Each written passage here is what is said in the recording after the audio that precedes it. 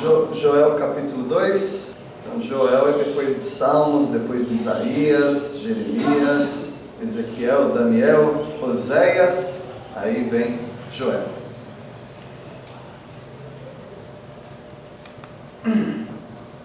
Nós estamos falando do dia do Senhor. O dia do Senhor é um dia terrível, é um dia de julgamento, da ira de Deus contra o mundo que estiver aqui na época.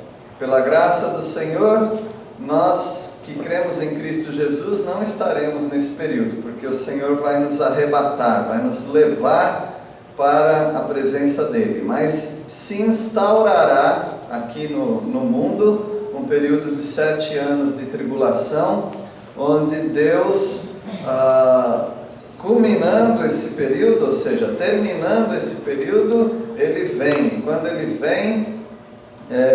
vem com grande poder, com ira. Ele não vai vir como um bebezinho dormindo na manjedoura.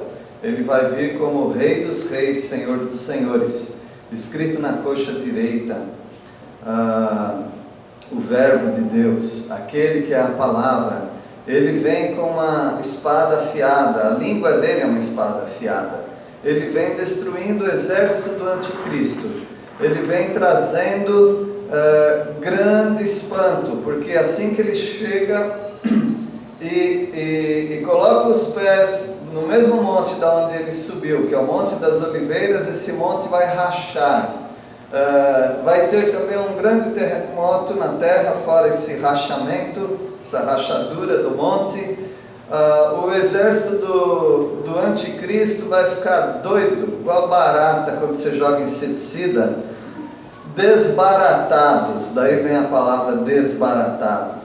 E eles, confusos, caem numa cegueira, mas uma cegueira literal, não espiritual, que eles já estão na cegueira espiritual, mas vai cair sobre eles uma cegueira nos olhos, e eles vão brandindo a sua espada para cá e para lá, e vai acertando a eles próprios, e um vai matando o outro, e vai ser uma carnificina de 300 quilômetros no vale de Josafá.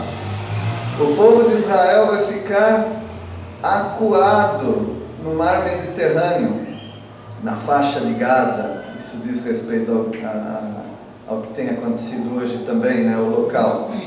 E o Senhor Jesus vem para libertar o seu povo.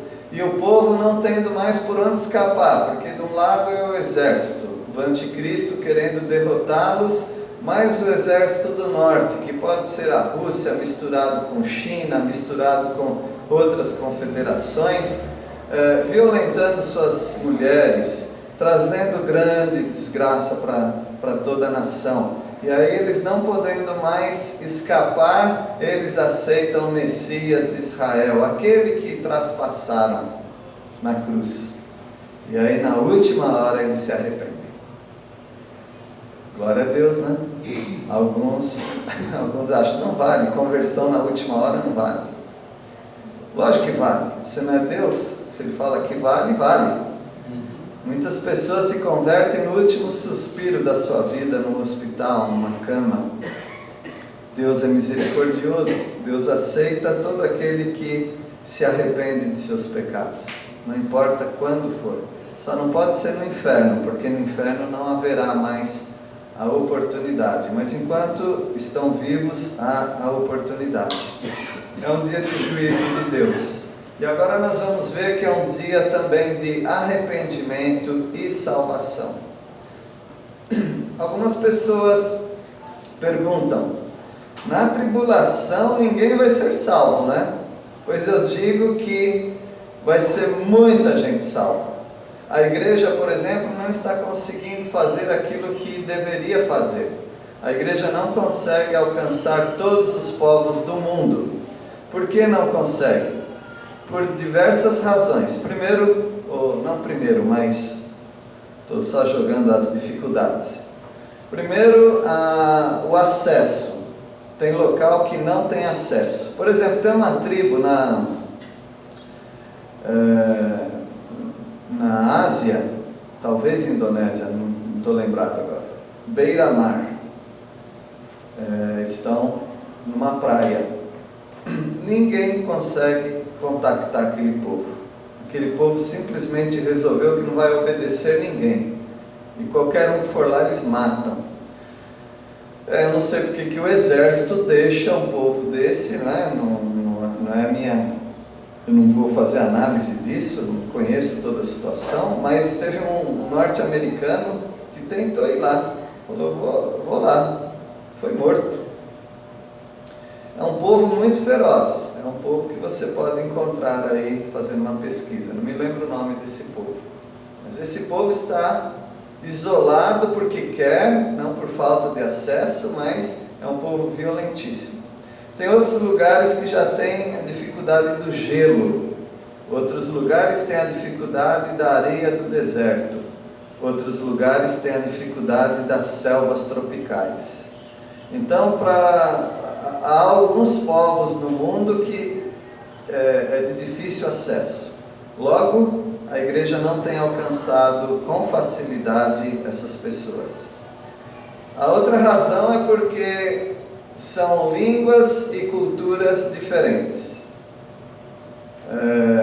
Teria que ter um investimento de 8 a 10 anos para aprender bem uma língua, para ensinar esse povo, para traduzir as escrituras, mais uns 25, 30 anos, então é muita dificuldade. A igreja tem se esquivado disso. A outra razão é falta de obreiros.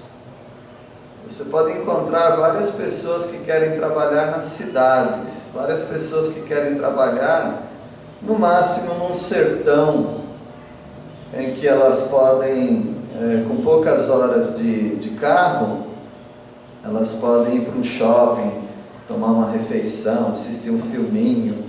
Então, o conforto do dia a dia ainda nos prende.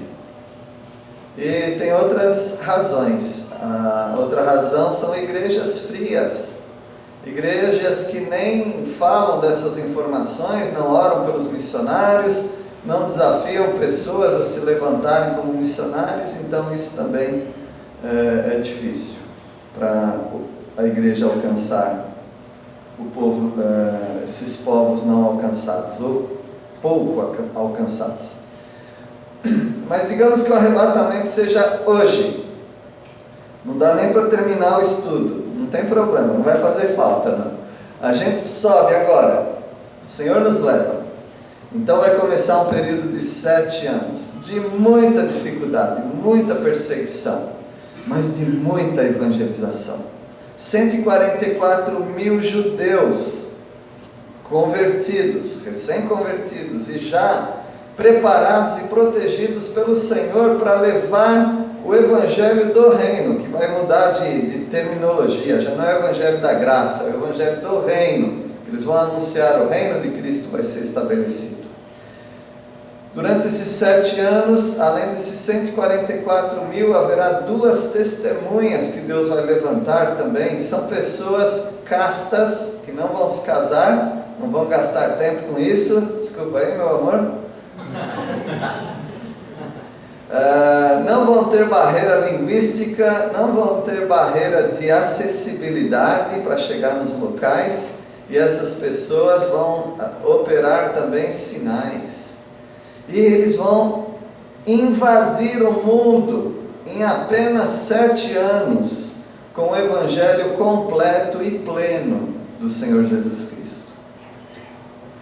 Uma bênção seria a igreja sair da terra. O trabalho ia ser mais rápido.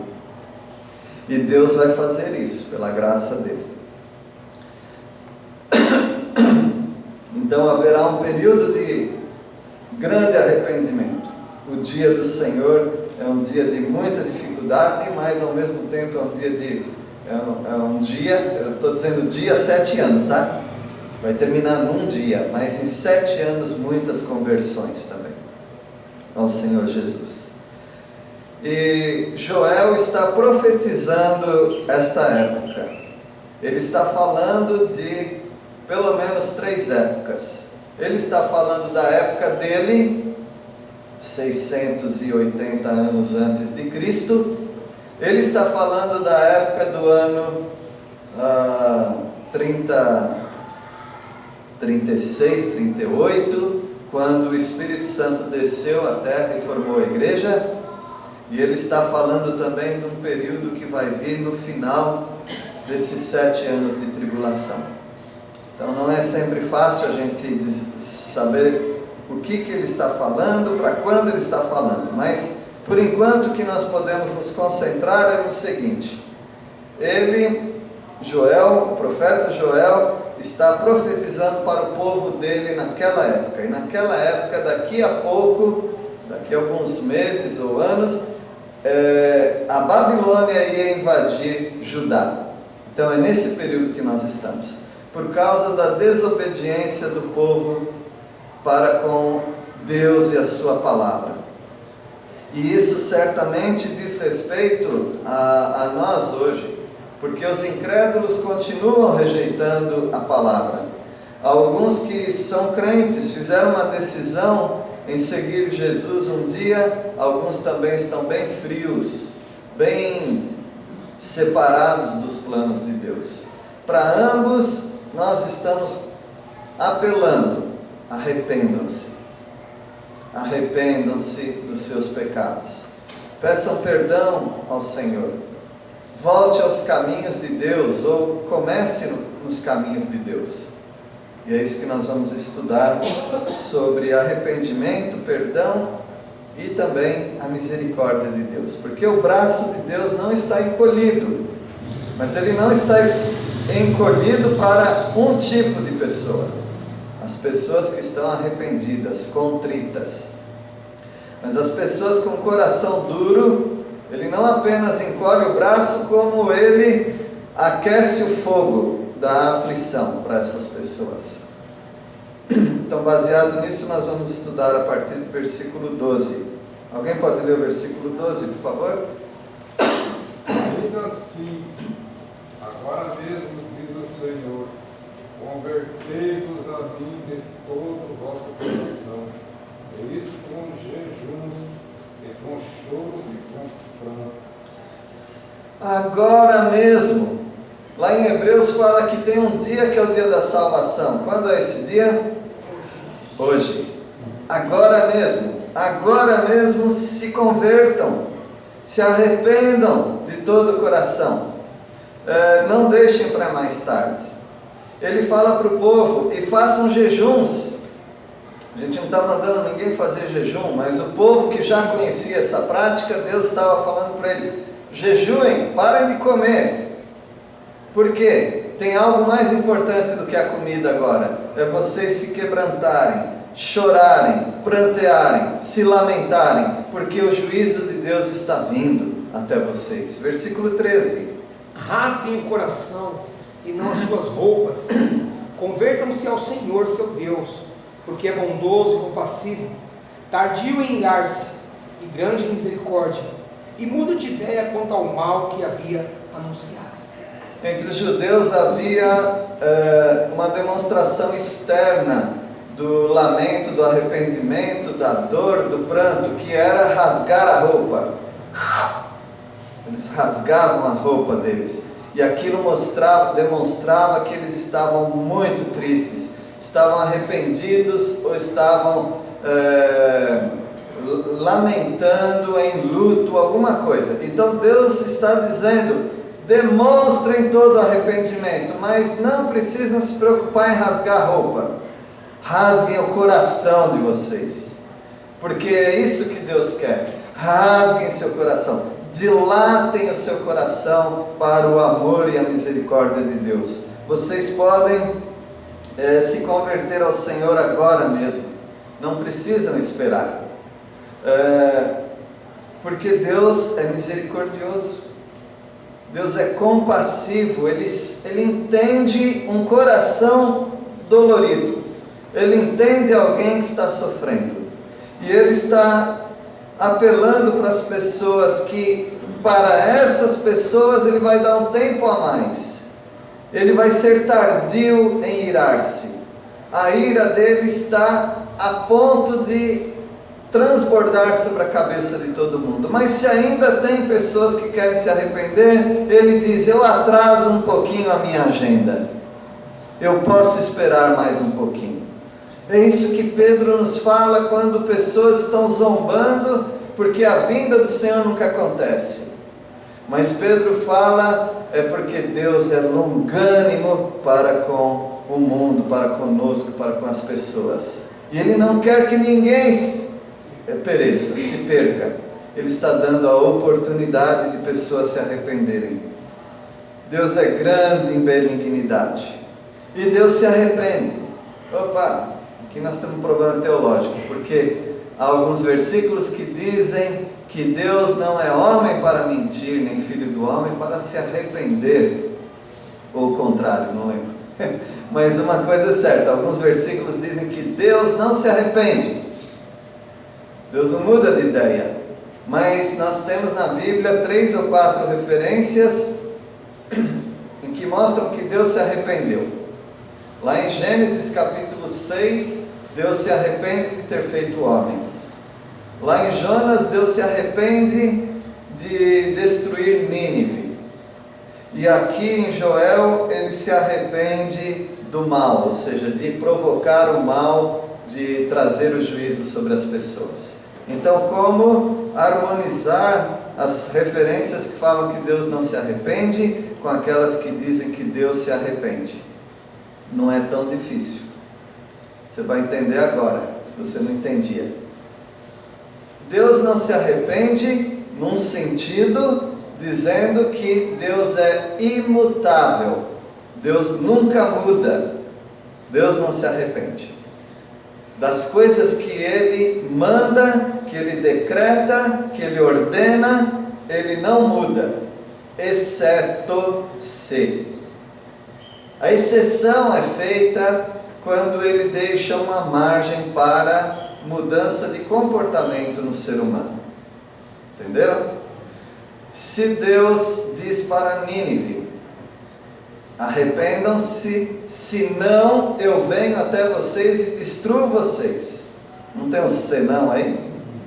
Então Deus manda Jonas para pregar a destruição da cidade de Nínive. Só que o que acontece, apesar do pregador meia boca, o povo se arrepende. E o povo se arrependendo, então o povo faz aquilo que Deus quer. Deus disse que ia destruir, mas uma vez que houve uma resposta favorável de arrependimento, Deus mudou de ideia. Arrependimento quer dizer mudança de mente, mudança de ideia. Deus mudou. Deus mudou porque Ele é fraco de personalidade? Não, porque Ele é bondoso. E Ele deu um espaço para o arrependimento. Havendo arrependimento, Ele muda de ideia. Não vou mais castigar vocês. Deus se arrependeu, ou seja, Deus mudou de ideia. Deus mudou de pensamento. A mesma coisa Deus está falando com o povo, que ele se arrepende de fazer o mal. Se bem que o cativeiro, ele já disse para Jeremias, não adianta nem orar por esse povo, que o cativeiro vem. Porém, mesmo o cativeiro vindo, ou seja, a Babilônia invade e faz os moradores de Judá prisioneiros, mesmo assim, Deus, Ele é misericordioso para com aqueles que aceitarem a disciplina do Senhor. Vocês vão humilhados até lá, mas quando chegar lá, eu vou abençoar vocês. Vocês vão construir casas, vocês vão se casar, vocês vão ter filhos, vocês vão crescer diante do povo da Babilônia, vocês vão se tornar pessoas importantes até nesse local. E não é isso que aconteceu para alguns? Sim, Deus, Ele muda de ideia no sentido de eu vou destruir todo mundo. Por exemplo, em Gênesis capítulo 6, a maldade do homem, a perversidade no coração dele cresceu de tal maneira que tomou conta da terra toda. E Deus falou: vou destruir, me arrependo de ter feito o homem, vou destruir o homem. E Deus destrói mesmo, mas Ele destrói todo mundo? Não. Se Ele destruísse todo mundo, nós não estaríamos aqui, não é? Então, o que aconteceu? Noé, a esposa dele, os 3 filhos e as 3 noras se arrependeram de seus pecados e foram preservados. Deus mudou de ideia em relação a eles, evidentemente, porque houve uma resposta positiva, eles creram no Senhor. Então veja aqui que privilégio que nós temos de sentir ou experimentar a misericórdia do Senhor.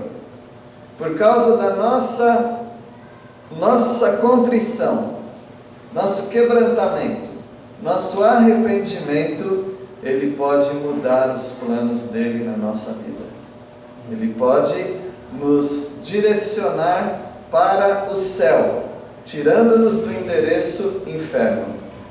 Ele faz isso com aqueles que se arrependem. Então é uma mensagem muito atual também, porque há pessoas que precisam de arrependimento. Conversei essa semana com uma pessoa que disse: eu sou muito mal. Começou a falar o que faz. Eu disse: é mal mesmo. Você é muito mal, mas além de você ser mal, você também é muito egoísta, né? Ou eu sou egoísta também. Então a pessoa está totalmente desarmada. Eu falei: Deus quer te salvar. Jesus te ama. No momento você não está dando valor nenhum ao amor dele. Mas se um dia você precisar, lembre-se dessas palavras: Deus te ama, e se você se arrepender, por pior que você seja, porque você é mal mesmo, mas você vai ser salvo. Porque pessoas piores do que você foram salvas, mas porque elas se arrependeram de seus pecados. Versículo 14.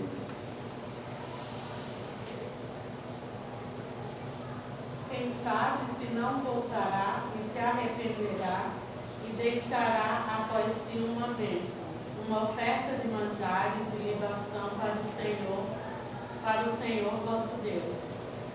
Quem sabe? Vamos tentar. Quem sabe? Eu falei para essa pessoa assim: olha, você está fazendo de tudo para Deus não te amar, mas Ele não desiste. Então você pode ter uma vida transformada. Quem sabe? Quem sabe é uma expressão muito nossa, né?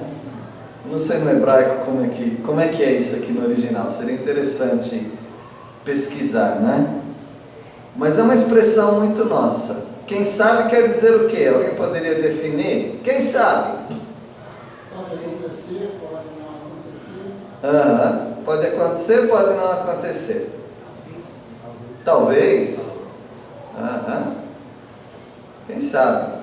Mas não, eu queria tirar essa ideia de que é uma loteria, uma possibilidade remota. Esse quem sabe, me parece no contexto que ele é muito mais certo do que você possa imaginar. Vai depender de você. Quem sabe? Pode acontecer um milagre.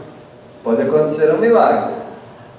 Porque o Senhor Jesus, depois de repreender as pessoas que pensam muito em dinheiro, atitude essa que está desviando-as do caminho do céu, ele fala que a vida de um homem não consiste na abundância de bens que ele possui. Aí os discípulos, preocupados com isso, eles falam: mas mestre, então desse jeito, quem vai ser salvo? Aí o Senhor Jesus diz, o mesmo que o irmão Donizete falou: aquilo que é impossível aos homens é possível a Deus. Quem sabe? Faz a sua parte. Abra mão da sua esperança no dinheiro. Quem sabe Deus não te acolhe. Arrependa-se, no caso deles, façam jejum, chorem, pranteiem. Quem sabe Deus não vem ajudar vocês. Pense assim: está tudo perdido mesmo, não é? Tá? Faça aquilo que Deus está mandando. Faça um teste. Faça aquilo que Deus está mandando. É o desafio que nós colocamos para os incrédulos. Não, eu sou muito mal, Deus não vai me aceitar. Tá bom, faz um teste. Mesmo sendo mal do jeito que você é, peça misericórdia a Deus, agora mesmo. Peça misericórdia a Deus. Fala para Ele, eu sou muito mal, o Senhor pode me salvar? Se o Senhor pode me salvar, me salve agora.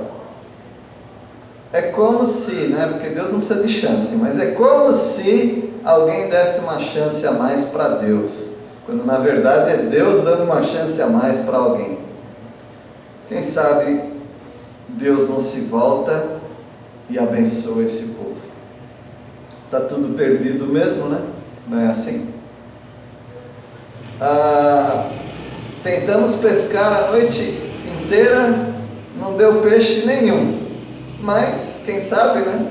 Pela tua palavra nós vamos jogar a rede agora. E aí eles jogam e olha o que acontece. A rede fica pronta para arrebentar. É um teste, não aquele teste mau, mas é um teste que nós fazemos com as nossas próprias vidas. Vamos colocar as nossas vidas no altar de Deus para ver o que Ele faz? Você vai ficar surpreso. Versículo 15. Tocai a buzina esse ano, santificai o jejum, proclamai um dia de comemoração. Vocês estão morrendo, vocês vão perecer. O que Deus está falando? Toca a trombeta, porque eles tinham uma trombeta de prata, e essa trombeta Deus mandou fazer desde a época do tabernáculo. Para todas as convocações solenes, santas, eles tocavam aquela trombeta para o povo se reunir. E Deus fala, reúna o povo, fale para o povo, agora nós vamos fazer um jejum e vamos proclamar uma reunião solene. E vamos ficar aqui, ninguém tem nada mesmo para fazer, vai todo mundo morrer? Então vamos ficar aqui e vamos clamar ao Senhor e vamos ficar aqui esperando para ver o que Deus vai fazer. E aí você pode ficar surpreso que a trombeta toca e deu horário e só está o corneteiro lá. Por que as pessoas não aparecem? Porque elas são rebeldes de coração. Elas estão morrendo de seus pecados. Então você oferece a palavra de Deus para as pessoas, que é uma corneta também, não é? É uma trombeta. E você fala do fim, você fala do inferno, você fala da urgência delas mudarem de vida. Elas não aparecem, elas não querem. Isso não é motivo para você não tocar a trombeta. Você precisa continuar tocando a trombeta. Você precisa avisar o pecador. Aqueles que vierem até o Senhor Jesus serão salvos. Os que não vierem, não aceitaram o desafio. E vão continuar nos seus pecados. Para no final experimentarem a terrível perdição por não crerem na salvação de Cristo. O arrependimento é isso, meus irmãos. Ele não é forçado sobre ninguém. É um convite. Se a mãe aceitar e o filho não aceitar, o filho fica para condenação. E a mãe é salva. Porque não há grau de parentesco, não há diferença social, econômica. É uma decisão pessoal. Versículo 16. Reúna todo o povo e mande que eles se purifiquem. Venham todos. Venham velhos e crianças e até as criancinhas de peito. Que os recém-casados saiam de casa e venham ao templo também. Venham, se aproximem. E ele convida, convoca toda a nação: santifiquem-se. Santificar quer dizer separar-se. Separem-se das atividades que vocês tinham, porque Jesus falou que quando ele vier, isso aí já é tribulação no final, quando ele estiver para vir, as pessoas vão estar vivendo igual no dilúvio, igual em Sodoma e Gomorra também. Como que as pessoas viviam? Elas se casavam, se davam casamento, comiam, bebiam, iam para as festas, se divertiam, até que veio o juízo de Deus. Aí não deu mais tempo. Assim também hoje o Senhor está convidando e convocando pessoas para se arrependerem. E aqui como uma ação nacional, ele manda chamar os anciãos, que são os juízes da cidade, as pessoas que têm influência na cidade. E eles devem convocar, porque eles são chefes, os chefes convocam. E aí convocam todos, venham todos. Ah não, mas eu tenho um bebezinho que ainda é tão pequenininho, estou amamentando, não estou saindo de casa. Não, vem com o filhinho também. Venham todos. Ah, mas eu vou me casar. Não, o casamento agora fica em segundo lugar. Venha, é muito importante, porque não vai ter casamento. Se vocês não vierem, não tem casamento, não tem filhinho amamentando, não vai ter mais nada. A chance de vocês é agora. Era uma estratégia que Deus tinha para esse povo. Venham, se reúnem, e é como se Deus fizesse sobre eles o invólucro. Opa, que palavra é essa? O seu remédio lá, para ele não ficar todo espalhado, ele está dentro de um invólucro. É um vidrinho, está protegido lá. Então Deus ia fazer a mesma coisa com esse povo. Vocês vão ficar protegidos. Só dá o pescoço lá para colocar a coleira de aço, de ferro, de bronze. Vocês vão lá, aguenta um pouquinho, só 800 quilômetros mesmo, vai andando lá, vai cantando os cânticos. Quando chegar lá, vocês vão ver que vai melhorar. Tem que piorar para melhorar, entendeu? Mas em primeiro lugar, reúnam-se, que nós temos uma rota de fuga. Nós temos uma maneira de vocês passarem pelo sofrimento e não sofrerem tanto. Era o plano de Deus. Quem sabe Deus vai proteger as pessoas de serem espancadas, vai proteger as mulheres de não serem violentadas, Deus vai proteger os filhos de não ficarem órfãos, porque é um povo de Deus arrependido. Tem que passar pelo sofrimento, mas vão passar protegidos pelo Senhor. Uma bênção isso, né? Assim também acontece na nossa vida. Sofrer, todo mundo vai sofrer nessa vida, nessa jornada. A questão é como você vai sofrer. De que maneira você vai sofrer? Com o consolo do Senhor, sentindo paz no seu coração, ou desesperado como aqueles que não têm esperança? E o versículo 17...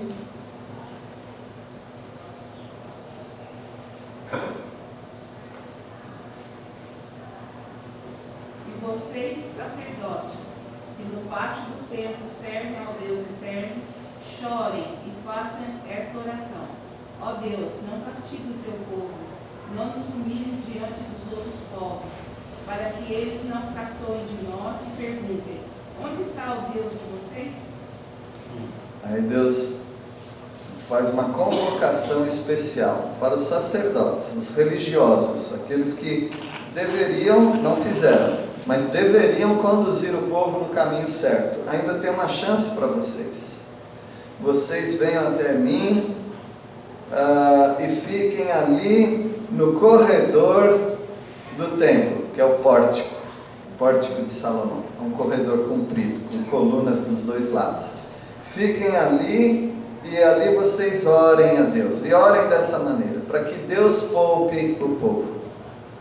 Alguns acham que oração não serve de nada. Se Deus já sabe tudo que Ele vai fazer, para que orar? Pois é, de maneira enigmática, misteriosa, eu não sei explicar, Deus colocou na história nossa a chance de nós participarmos com Deus dessa história, através da oração. Deus tem um plano? Tem. Qual é? Não sei. Vamos orar. E Deus vai encaixar essas orações junto com o plano dele. E a palavra de Deus diz que para aqueles que amam ao Senhor, são chamados pelo Senhor, tudo coopera para o bem.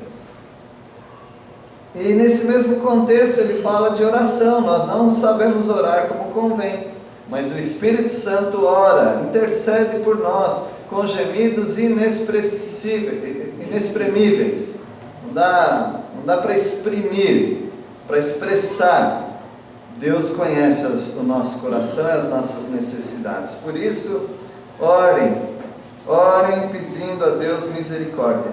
O pastor Tiago Seabra, ele pregou quarta-feira. Não estava aqui, mas eu vi a mensagem já. Graças a Deus nós temos recurso para ver a mensagem depois. E ele falou que existem vários temas na vida cristã. E ele observou que na reunião de oração havia algo comum nos pedidos, que era clamor, pedido por auxílio. E aí ele incentivou os irmãos a pedirem a misericórdia do Senhor, pedirem que Deus os abençoe. E é isso mesmo que esse versículo diz. O tema da oração é pedir misericórdia. Ore para que Deus tenha misericórdia das nossas vidas. E com isso também vocês vão estar se protegendo de zombaria, porque o povo vai começar a zombar de vocês e perguntar: onde está o seu Deus?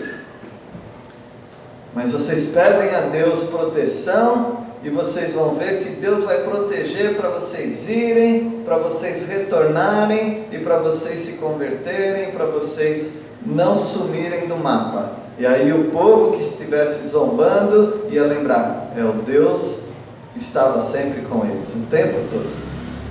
E é isso que nós precisamos, meus irmãos, mostrar para as pessoas, ou elas precisam saber disso, que Deus está conosco.